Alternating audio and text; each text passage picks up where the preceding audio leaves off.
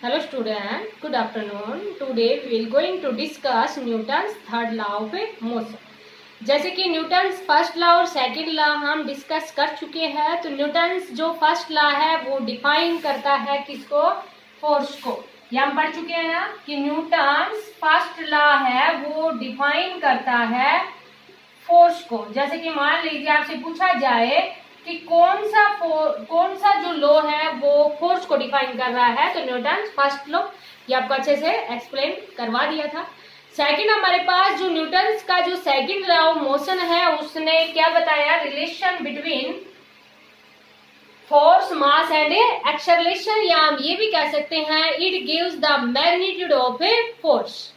First है वो force को डिफाइन करता है, सेकंड जो लॉ है वो फोर्स की वैल्यू बताता है। मीन्स इन मैग्नीट्यूड में फोर्स है वो किसके इक्वल होता है, मास इंटू एक्सेलरेशन, कि किसी भी बॉडी का जो फोर्स है वो हम कैसे कैलकुलेट करें। लेकिन जो न्यूटन थर्ड लॉ है वो tell about the origin of external force on the body. जो न्यूटन का थर्ड लॉ है ये tells about the origin of external force on body, origin of a external force on a body, उसके origin को बताता है। जैसे कि ये तो हमने पढ़ा था ना कि न्यूटन के फर्स्ट लॉ को लॉ ऑफ इनर्शिया भी कहते हैं, क्योंकि according to Newton first law a body in rest remains in rest unless an external force is not act on it. इस तरह की बात कर रहे थे ना। तो जो ओरिजिन है एक्सटर्नल फोर्स का उसके बारे में कौन बताता है, Newton third law. Origin of external force on body means it tell about the, कि ये बताता है कि external force on body arise due to some other body, कि जो एक्सटर्नल फोर्स एक बॉडी के ऊपर अराइज होता है ना, ये किसके द्वारा होता है, अदर बॉडी के द्वारा होता है। मीन्स न्यूटन्स ने अपने थर्ड लॉ के अंदर ये बताया कि force always exist in pairs, कि फोर्स है वो हमेशा, force always exist in a pair, कि फोर्स है वो हमेशा एग्जिस्ट करता है, किस में एग्जिस्ट करता है, एग्जिस्ट करता है किसमें, पेयर में। A single force never exist in nature, a single force never exist in A nature, कि सिंगल फोर्स है वो कभी भी एग्जिस्ट नहीं करता नेचर में।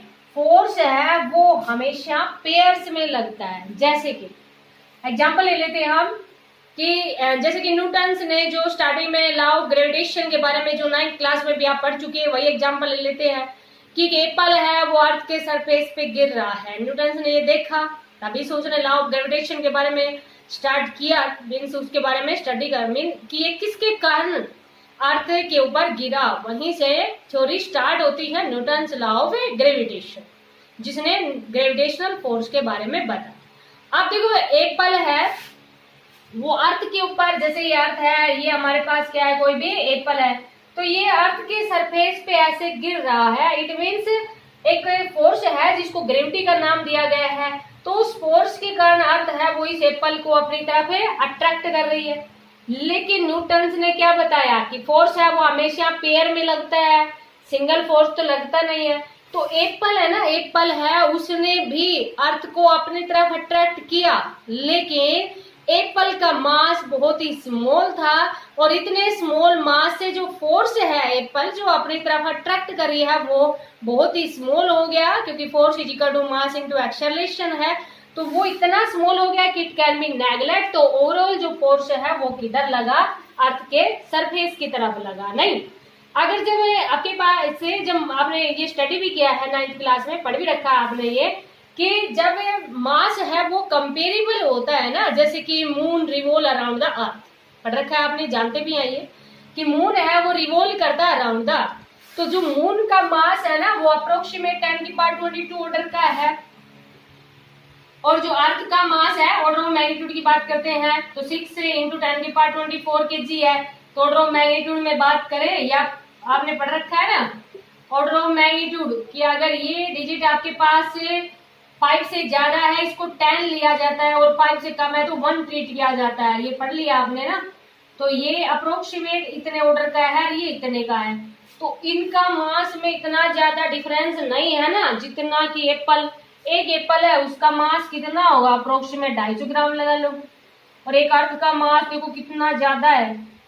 तो यहाँ पर तो ओवरऑल फोर्स है वो किधर लगा, अर्थ की तरफ लगा, इसलिए अर्थ है वो हर एक बॉडी को अपनी तरफ अट्रैक्ट कर लेती है। लेकिन वो बॉडी जिनका मास अर्थ के मास के कंपेरेबल है वो अर्थ की तरफ अट्रैक्ट नहीं होती हैं। एक अट्रैक्शन के कारण वो उसके चारों तरफ रिवॉल्व करने लग जाती हैं, क्योंकि यहाँ पर जैसे मून की बात करते हैं, moon revolve around the earth, it means earth moon को अट्रैक्ट कर रही है, मून अर्थ को अट्रैक्ट कर रहा है, और इतना ज्यादा उनके मास में डिफरेंस नहीं है कि एक तरफ फोर्स हो जाए, और इसलिए क्या करती है वो ऐसे चारों तरफ रिवॉल्व करना स्टार्ट कर देता है, इसलिए मून रिवॉल्व अराउंड द अर्थ।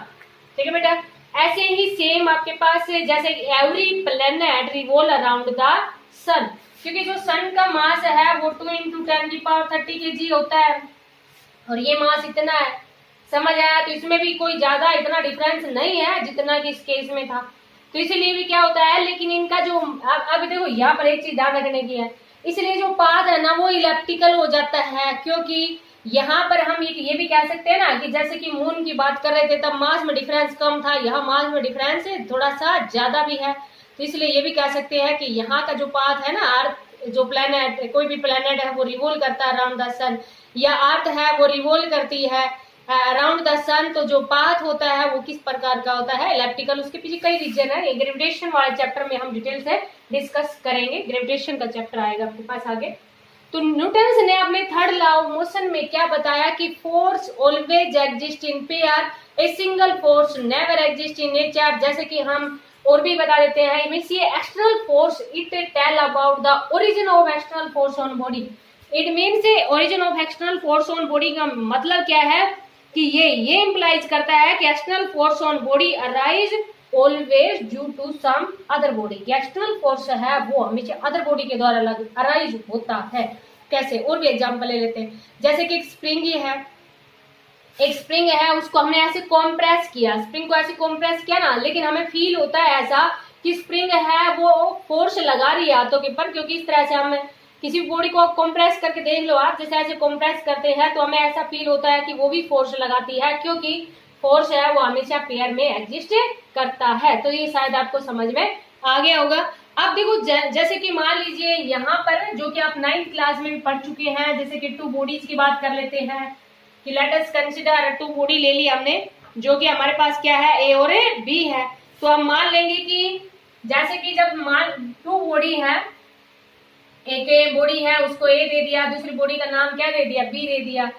तो for every action there is equal and opposite reaction, mean simple way के अंदर न्यूटन थर्ड लॉ में क्या कह देंगे कि for every action there is equal and opposite reaction होती है। कैसे, कि जैसे कि मान लीजिए यही एग्जांपल ले लिया कि let us consider there are 2 bodies, 2 bodies ले ली and moving in same straight line and after some time they collide to each other, it means they exert equal and opposite force on each other.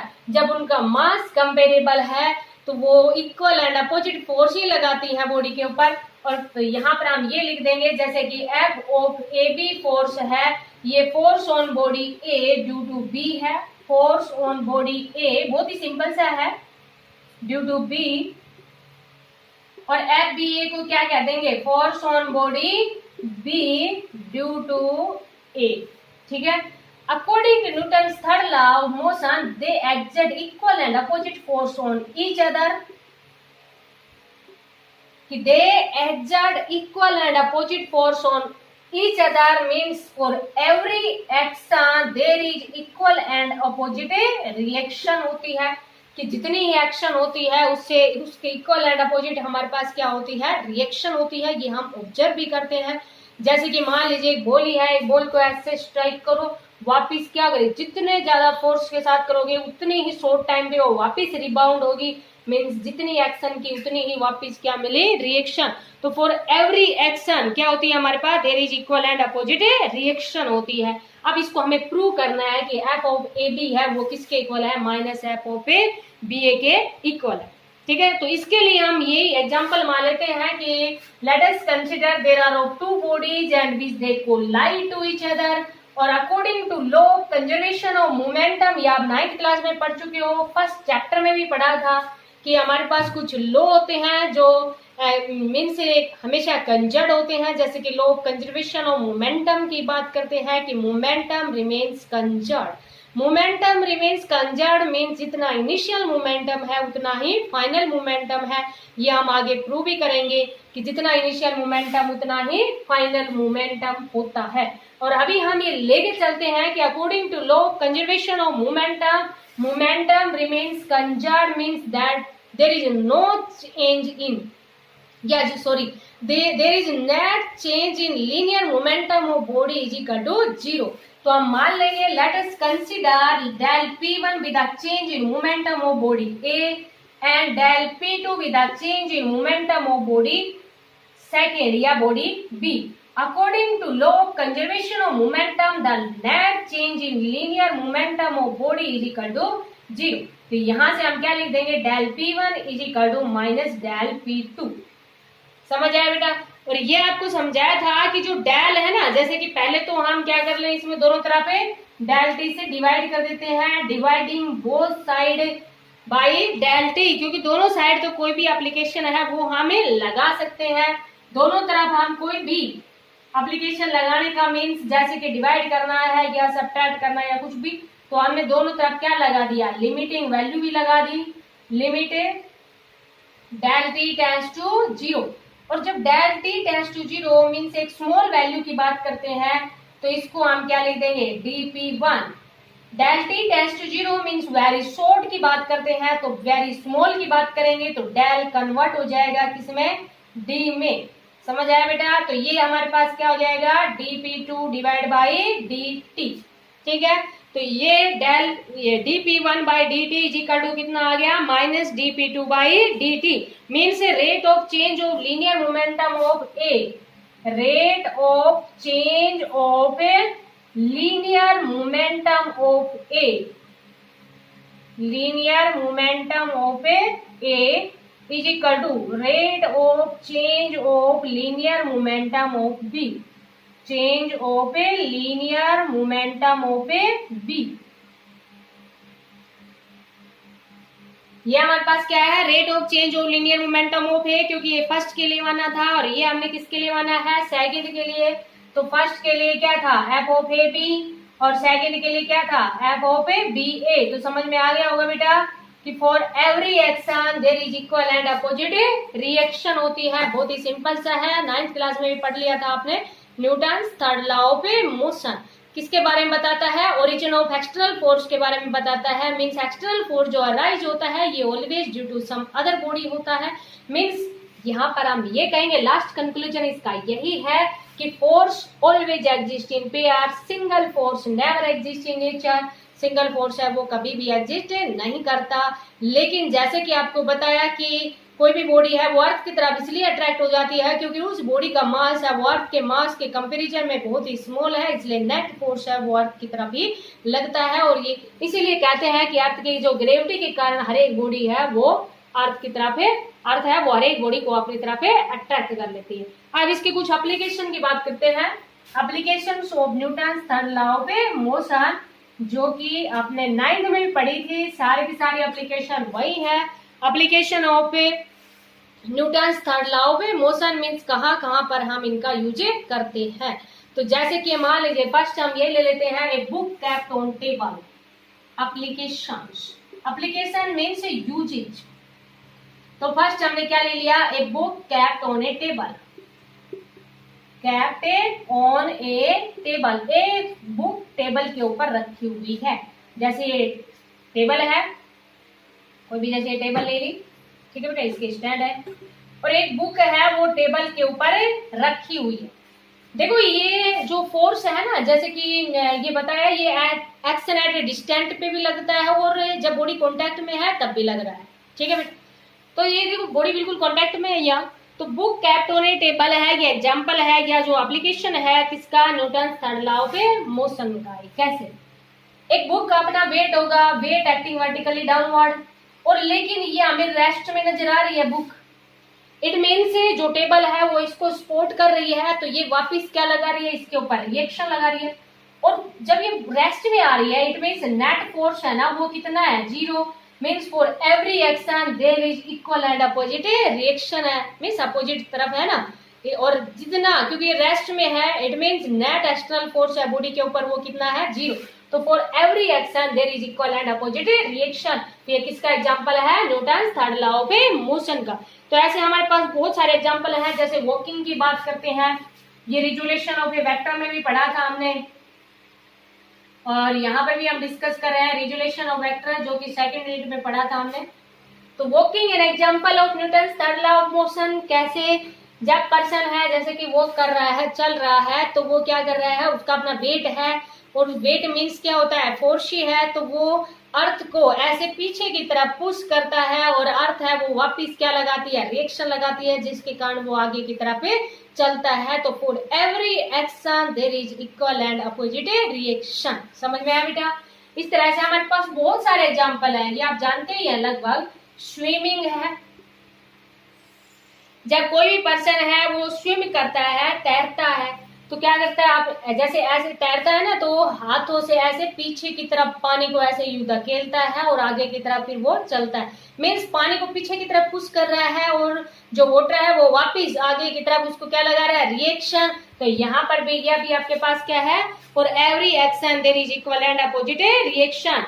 जैसे कि firing from gun की बात कर लेते हैं।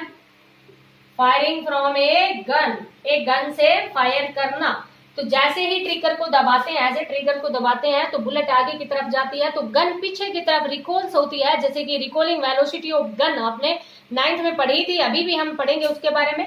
तो जैसे ही ट्रिगर को दबाते हैं, बुलेट आगे की तरफ जाती है, तो गन के ऊपर पीछे की तरफ धक्का लगता है, इसलिए शोल्डर से उसको बिल्कुल टाइटली पकड़ा जाता है ताकि वो गिर ना जाए।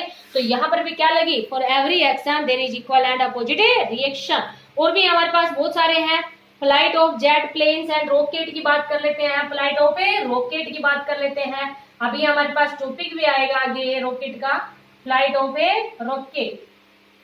तो इसमें भी आपने देखा होगा, जो जितनी भी जेट प्लेन होती हैं या रॉकेट होती हैं, जब वो आगे की तरफ चलते हैं, तो वो पीछे एक आपने देखा होगा इस तरह से बहुत सारा पहले फ्यूल बर्न होता है, एस्केप गैसेज के रूप में वो बाहर निकलता है। इस तरह से आपने देखी होगी धुआं सी, इस तरह से तो बहुत सारे गैसेज हैं वो बाहर निकलती हैं, और वो गैसेज हैं वो वापस फोर्स लगाती हैं, जिसके कारण वो आगे की तरफ मूव करते हैं। तो ये तो हम प्रोपल्सन ऑफ रॉकेट तो डिटेल से आगे पढ़ेंगे। बहुत सारे हैं। Rebounding of A rubber ball है, जैसे कि बॉल को ऐसे स्ट्राइक किया, वो वापिस क्या हो रही है, रिबाउंड हो रही है। तो ये हमारे पास क्या है, एग्जाम्पल है या एप्लीकेशंस है Newton third law of motion की। तो ये आप सारी एक बार रीड कर लेना, 3-4 आप ध्यान भी रख लेना, क्योंकि आप जानते भी हैं, जो डेली लाइफ के अंदर आप जानते हैं ना, उन्हीं को ही आपको अंडरस्टैंड करना अच्छे से। तो ये था हमारे पास Newton third law of motion. तो न्यूटन का first law, second law and third law है वो कंप्लीट हो चुके हैं। अभी आगे हम जैसे कि कुछ इसके एप्लीकेशंस हैं, जैसे कि हम लिफ्ट की वर्किंग की बात करेंगे, रॉकेट के प्रोपल्सन की बात करेंगे, कंजर्वेशन ऑफ मोमेंटम की बात करेंगे। तो इसको आप अच्छे से अंडरस्टैंड करना। Thank you, have a nice day.